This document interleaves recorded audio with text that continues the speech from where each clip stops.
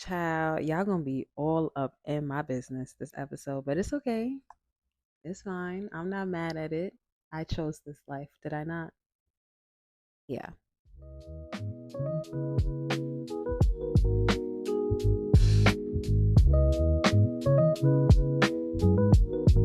Welcome back, welcome back, welcome back to the Not Quite There podcast, where we navigate this chaos we call life through candid and relatable conversation. Okay? Okay. Today's episode 3. If you've made it this far, I love you. Mwah, mwah, mwah. You really are like so special to me. You guys don't even understand. That's another conversation for another day. But all my supporters, I love you guys. Thank you. I do it for y'all. I do it for y'all's friends and y'all's family. I do it for their friends and family. I'm doing it for the world. So help me reach the world. Okay? Today's episode. I think I accidentally mastered single, guys. I have been single for the last 5 years and, well, four and a half. Yeah, like 4.5, 5 years. And being single is probably some of the most fun I've ever had in my life. I'm not going to lie to you. However, in order to tell you how I got here, I got to brief you on where I came from very briefly. But this is the part where you're all in my business. So just listen. It's going to be fun. Enjoy the ride. So it all started in 2015.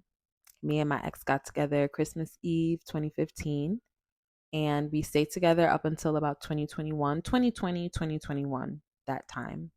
And I, at the time, lived in the city, and he was going to school in Albany. And so during when COVID first hit, actually in 2019, I decided to go spend some time with him, like go see him, because I was under the assumption that my siblings were on like spring break, and that my parents were going to be able to watch the kids, and I want to go see my man. So I went, and my parents decided that I couldn't come back home. They were like, yeah, COVID just hit. We don't know what you out there doing, who you out there around, like what you're into at this time, and we cannot risk you coming home and getting any of us sick. So you're just going to have to stay wherever you at. They didn't even know where I was at. Fine. Okay. Now me, I'm excited because I'm like, "Oh, I'm quarantined with my man? Hell yeah. My man, my man, my man. This is going to be fun." Okay. I ended up being furloughed from my job. They did keep me on payroll and paid me for as long as they could, obviously, but because I was working in the city, I was working at Amazon Go at the time. For you guys that don't know what Amazon Go is, it was like it's a touchless, contactless grocery store. So you tap your app to go in, and you pick up what you need from the shelves, you put it in your cart, and you leave. There's no cashiers, there are no cash registers, nothing like that. Like everything is fully automated. So I was working there at the time. COVID hit. I went upstate. I was stuck upstate. I couldn't come back down. They understood because it's COVID. So they're like, oh, we'll keep you on payroll for as long as we could, pay you half of what you were getting, pay you a quarter of what you were getting. Obviously, as time kept going, they're like, okay, you can decide whether you want to come back or not. But I couldn't come back to the job because I had no home to return to. So why would I go work if I couldn't go home? So I told them, like, I'm not coming back. So I was in Albany, upstate, 2019. At that time, I was trading. This is when I was trading with IM Academy in the foreign exchange market, making my monies, hosting calls, building my team, building my business. Like I was on my grind, okay? Plus, I was getting unemployment. Plus, the president, he was sending out them supplemental checks or whatever. So I was making bread. I was comfortable, eating good.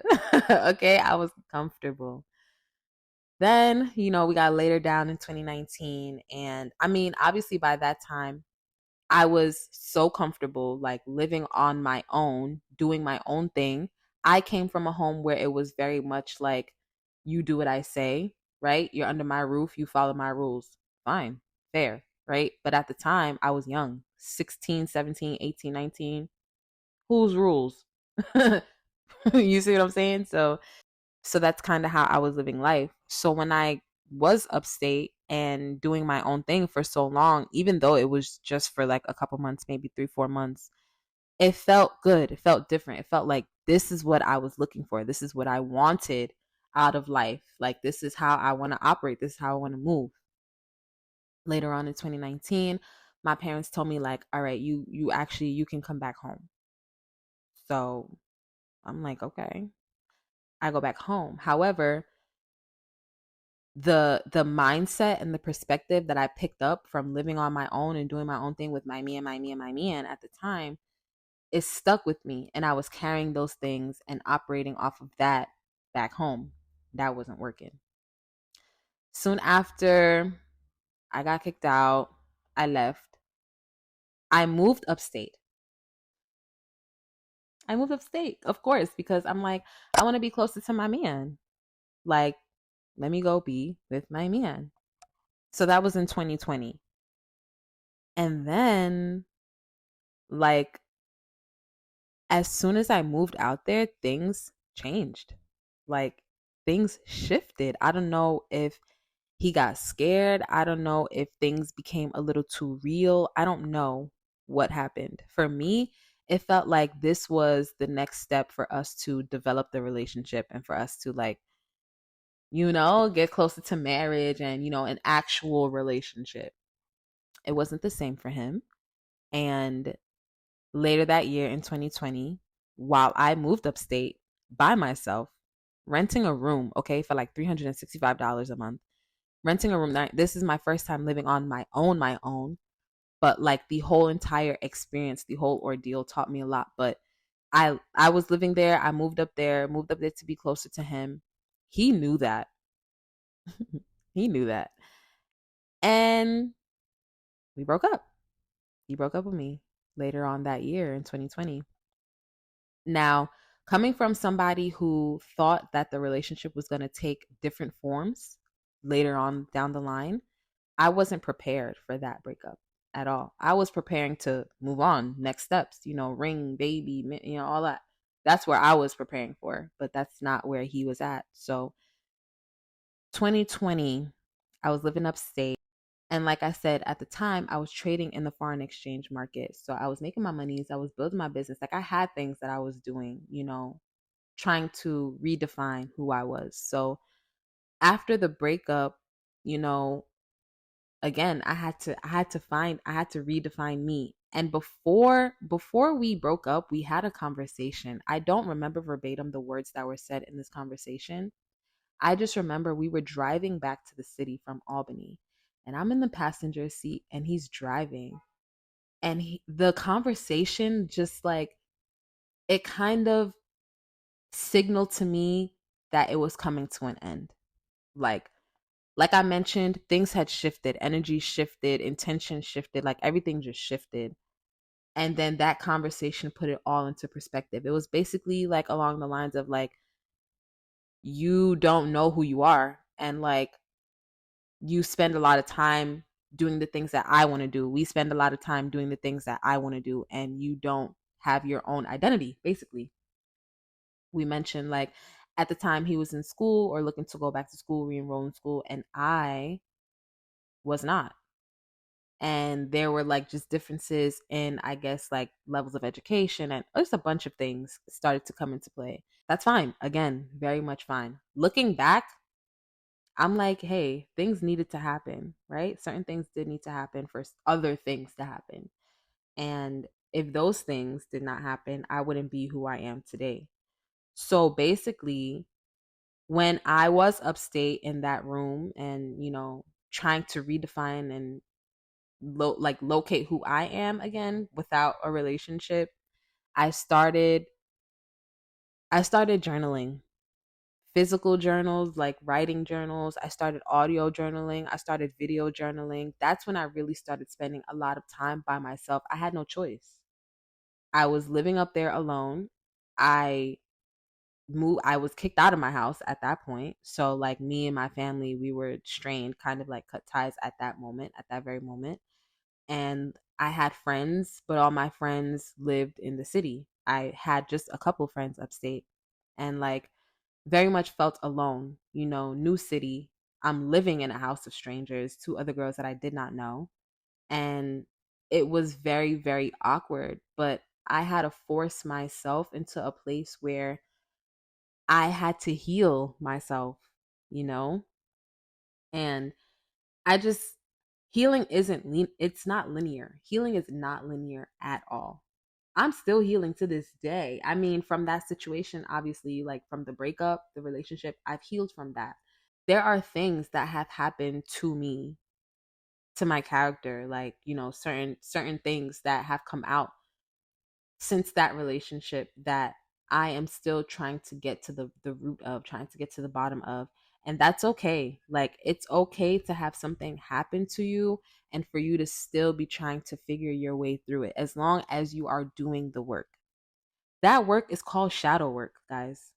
Everybody always thinks like, oh, what is shadow work? How do you do it? How do you do it? What do you do? What do you do? It's really about taking yourself and asking yourself the questions that you run away from the answers. Asking yourself the questions that you don't hear every day. Telling yourself certain things that you didn't know you needed to hear for your own healing. And it is hard to do by yourself. I i worked really hard. Again, this happened 2020. Okay.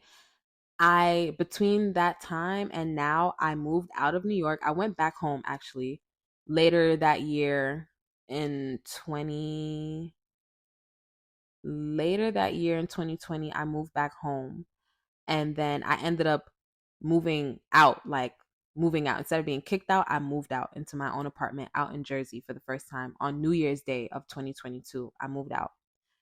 And I thought, like, even while I was healing myself, I was still kind of living for us to reconvene, for us to get back into a relationship with one another. That's where I thought things were going.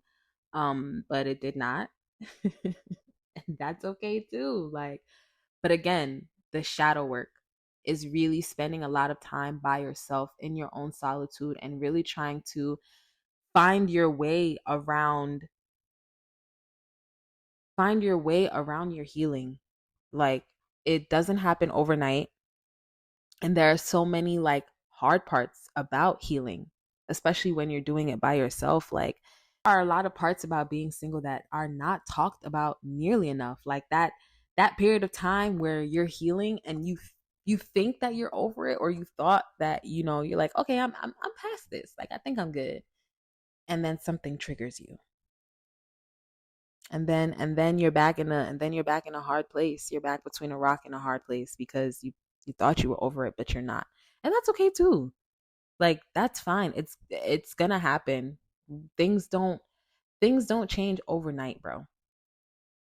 And the issues come in when we start fighting the process and fighting the fact that, like, we're not okay. It's okay to not be okay. Please understand that. It is okay to not be okay. Another thing we don't talk about enough: being healed and still having unanswered questions. Like, okay, yes, closure is one thing, but then there's also like, you start living life again, and then you think back to the relationship and think back to maybe certain conversations or certain circumstances or certain, events, and you're like, well, then why this and how that and where did and when did, I struggled with that a lot in the first year or two after the breakup. I'm like, bro, I like, was it me? What did I do or what didn't I do? What could I have done better? I did blame myself for a lot of it because it got to a certain point in our relationship where I had to tell him, like, when we broke up, I had to tell him, like, yo, bro, tell me you don't want to deal with me no more. Like, you have to like, you have to hurt my feelings at this point, because I wasn't ready to be done. I wasn't ready to be done. But the only way that I would have been more so equipped to be done is if he hurt my feelings. I was so in love. I was so in love. I'm such a lover girl. You know what I mean? And there's nothing wrong with that either. It's difficult being a lover girl in this generation. It is. But It's possible to be a love girl in this generation. And as long as it's possible, I know that I have a chance. So yeah, I still had a lot of questions. I thought I was doing something wrong. I thought I did something wrong. I thought there was something I could have done better. So there was a lot of unanswered questions. Another thing, tolerance and your patience. They get very low. I've been single since 2021. I have I have zero tolerance and zero patience for certain things. Certain conversations I don't entertain cuz for what? Exactly. Certain people I don't entertain. I can have conversations, but for so long, if there's no value, if there's no like, if you're not making me feel different or making me feel like you have some oomph to you, it's a waste of my time. It is. And a lot of people are so shallow nowadays that it's like what are we talking for? What are we doing this for? You know what I mean? So, after being single for so long, sometimes I find it a little bit difficult to try to like open yourself up to get to know people. And that's okay too. Not for forever, but it's okay. There's always more shadow work to be done. Like you're always going to continue to evolve. There's no final form. There's no final form. There's gonna be other people that come into your life that force you to think about who you are and what you do and how you do. There are gonna be certain circumstances that you find yourself in that are gonna force you to do those things. There are gonna be certain situations that you come across that's gonna force you to think about these things. So again, you're always evolving, and it does get a little bit difficult, but I'm working on that. I am working on that. Another thing we don't really talk about enough, again, like finding that balance between like meeting somebody new and knowing if or when it's a waste of time. Like I cannot tell you how many people are like constantly in my DMs, constantly messaging me, constantly hitting me up, telling me I'm this and you look that and you gorgeous and I want to take you out and blah blah blah blah blah. Like I get it all, right? Just all these things, right? But I know for myself, I know when somebody is more fascinated by the idea and the concept of me than the actual like me. you know People don't try hard enough to maintain certain things, like especially if you introduce me to something and you're not going to maintain it. You can go you can go or you can literally just keep your mouth shut. We don't practice that art enough of shutting up. If you can't follow through, shut it up. So rather than waste my time, I rather than stay single. And that's why I've been single since 2021, because I have not found the person that makes it worth my while, makes it worth my time. I have a story time for y'all. Y'all got to tune into next week's episode. Child, y'all think y'all in my business. This episode, ooh, y'all going to be all up in my business next episode. So please stay tuned. However, yeah, I prefer to stay single until somebody can show me the life that I show myself, you know? And that doesn't always equate to money. People always get this confused and misconstrued. I'm not talking about money. Yeah, I would love for you to have money. I don't know why you would be pursuing somebody if you broke in the first place, man or woman. But like it's not about money or having it. Like if you can't ease my mind, if you can't help me ease my like lighten my load, if you can't help me feel at peace, if you can't help me build, if you can't help me follow my dreams and me do the same thing, if you can't allow me to help you do that, there's no what are we talking for, bro? What are we talking for? What are we talking for? You can go.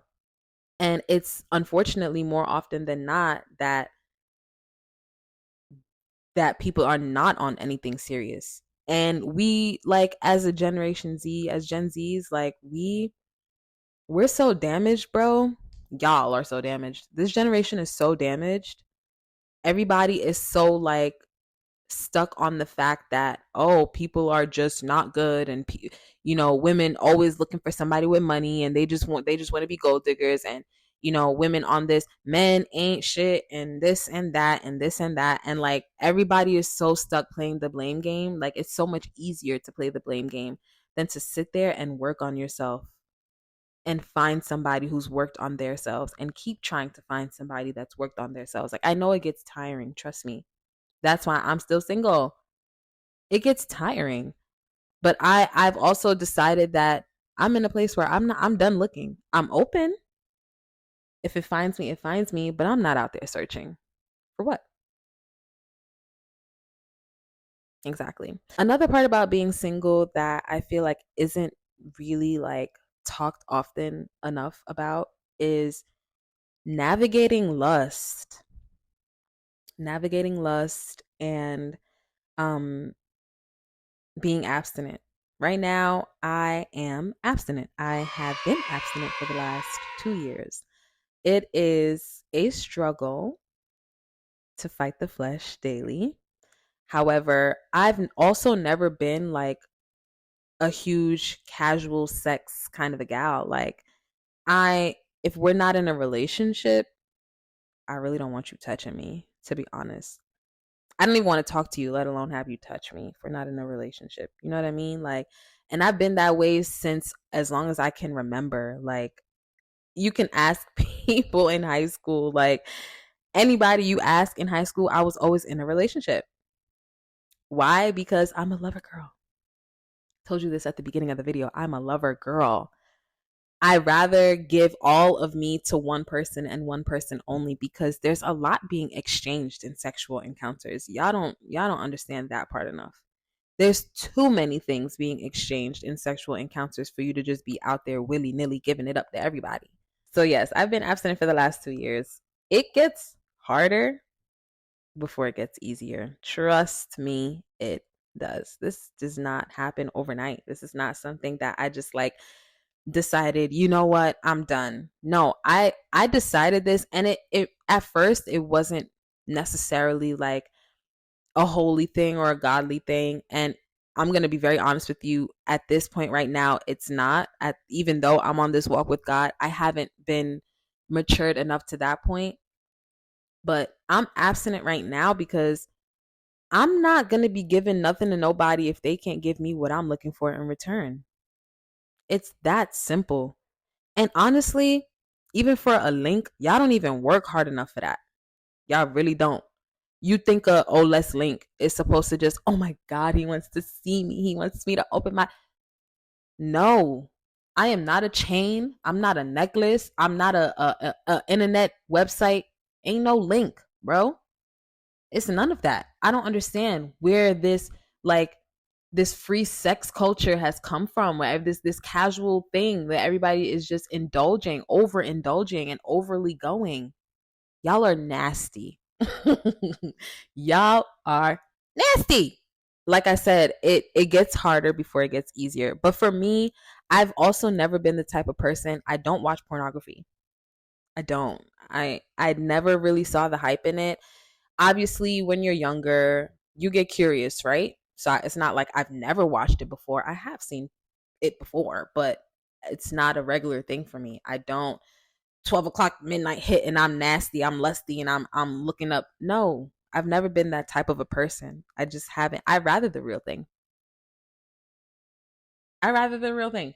So yeah, I've never been the type of person to like be heavy in pornography. And I mean, self pleasure, that is one thing that I did struggle with.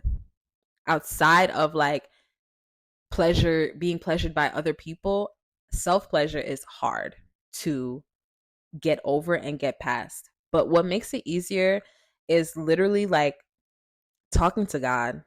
And you know why talking to God makes it easier?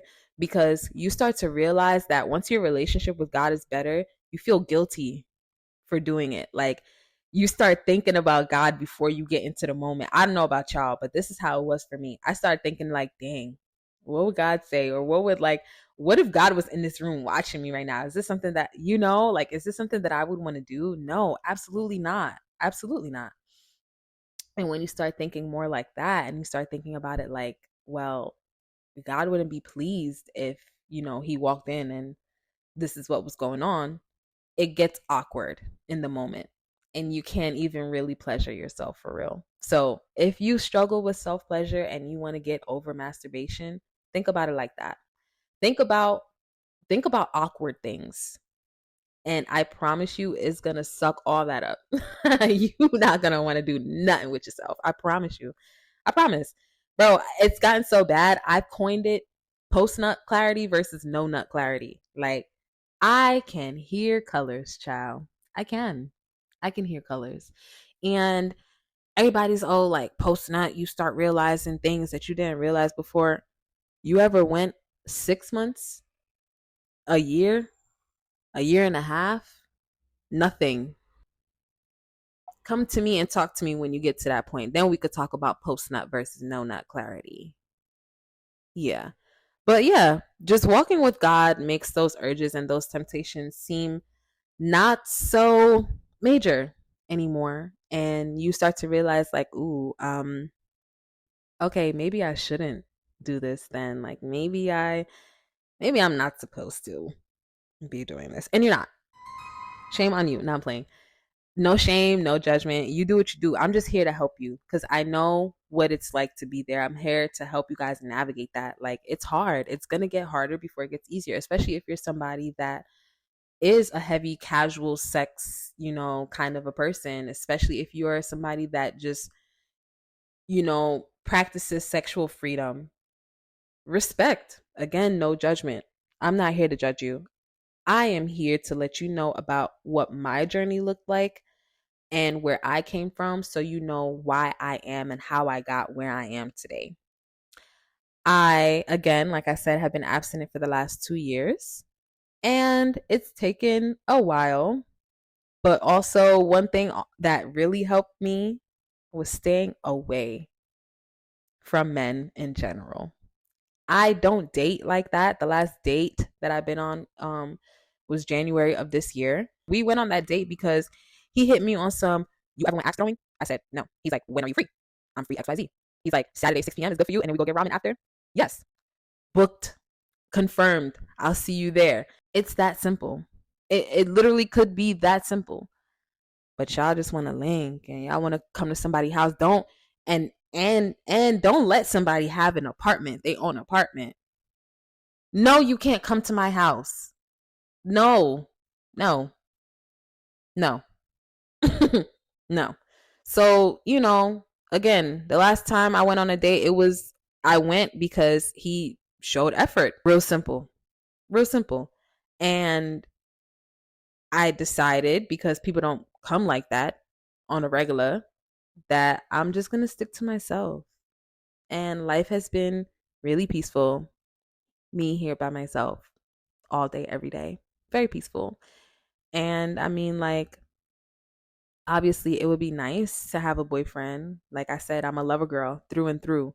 I do have so much love inside my heart that I want to give to somebody, but I want to give it to the right person. I want to give it to somebody that's worth it. I want to give it to somebody that has plans on being a husband and being a father, and not just somebody that wants kids and wants to be married or wants a wife. Like, no, you need to want to be a husband and a father.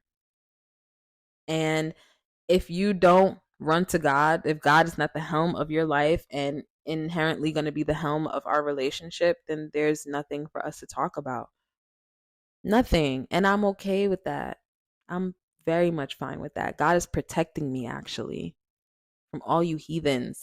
There ain't nothing out there for me until there is. And then when he finds me, I'm going to disappear off the internet. Then you guys will know I'm in a very happy relationship. But nah, like, basically, a lot of things that you can do to master solitude. It don't even got to be mastering single, but mastering your solitude, knowing how to be alone, knowing the benefits to being alone, knowing what to do when you're alone. Find something, find a new hobby. Go, this is the time for you to explore the things that you like again. Explore who you are again. Explore your dislikes. Like, take yourself out and just do things and spend time by yourself. You don't even have to go outside. Spend some time inside. Sit down for a second. Put on some instrumentals and light a candle and cry, right? Or put on some instrumentals or a complete darkness and quietness and cry, and or record yourself or talk to yourself or journal. Like, these are the things that I did, bro. And as crazy as they sound, like, in theory, they help a whole lot. Like, because there's nobody else around you. It just be you. How are you going to heal if it's just you? You have to heal yourself. And there are ways it is very possible. That's why I am the way I am now. That's why I can talk myself out of bad situations. That's why I can switch a thought in the middle of me thinking the thought, because I worked on it and I'm still working on it. 4 or 5 years and counting, 6 years and counting, you know? So, to anybody that is going through a breakup right now, to anybody that is experiencing the redefinition of themselves, to anybody that is trying to find who they are again, listen to this video and take some tips from this video and just do things just to do it. Like, do random stuff. You might like it. And if you don't like it, then you don't like it and you never do it again, right? But there's no right or wrong way to heal, honestly. There is no right or wrong way to heal, but there are ways that feel better than others. And the ways that I'm giving you guys, the gems that I'm giving you, all the things that, I've suggested are ways to feel better and, like, feel good at healing yourself, beneficial, very beneficial. So, again, to anybody that is experiencing something like a new phase of life right now, you're experiencing like being alone for the first time in a long time, it's going to be okay. I promise you. You are going to make it through. It's not the end of the world. And you're not alone. Even if you feel alone, you got me. You got the Not Quite There pod. We're here for you, baby. Like, you're not alone. I promise you. I promise you, you're not alone. And I wish you all the best. I'm sending lots of prayers and lots of love on your journey. And just understand that it's not going to happen overnight. That's the most important part. It's not going to happen overnight. It's not going to happen in 1 week. It's not going to happen in 1 month. Hell, it may not even happen in 1 year. But it's happening. Small steps lead to the bigger, the bigger staircase. One stroke leads to the bigger painting. So just think about it like that. You got to take one step first before you can go on a journey. So, of course, and as always, to all my folks that are just not quite there, enjoy the ride, sweetie. We'll get there soon.